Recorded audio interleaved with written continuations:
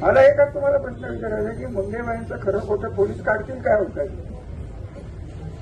तर पैठणचं नाव तर बदनाम झालं की नाही एवढं सांगा.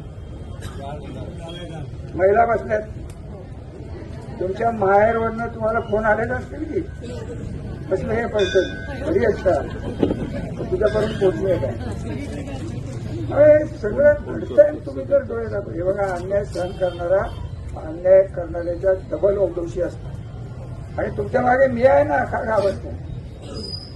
याच्या पुढे जर कार्यकर्त्याला त्रास झाला, महिला भगिनीला जर त्रास झाला, हा रामराजे काळा कोट घालून कोर्टात उभं राहील तर मी वकील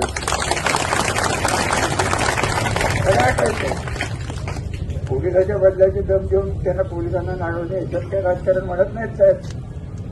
आणि हे सगळं झालं 19ला देवेंद्र फडणवीस, अजितदादा पवार, संजीव राजे, अनिल राजे आणि मी आणि ते जयकुमार गोरे साहेब आत्ताचे मंत्री आणि हे माजी खासदार एकत्र बसून 24ची इलेक्शन एकत्र करायची का मी तेव्हाच विचारलं.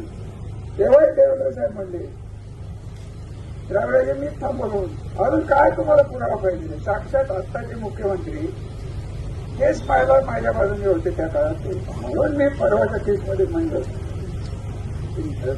जरी त्यांनी तथाकथित क्लीन चिट दिली असेल, अजूनही कदाचित आले तर ते बोलतील काय बोलायचे, त्यांचे ते हक्क आहेत. परंतु त्यांच्या न्यायबुद्धीवर माझा विश्वास आहे. त्याचं कारण या पद्धतीने मुख्यमंत्री सध्या वागतात.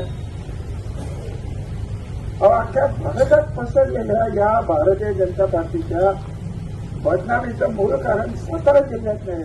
हे भारतीय जनता पार्टीला दोन जे भस्मासून इथं तयार झालेले आहेत त्यांच्यावर ते काय करायचं.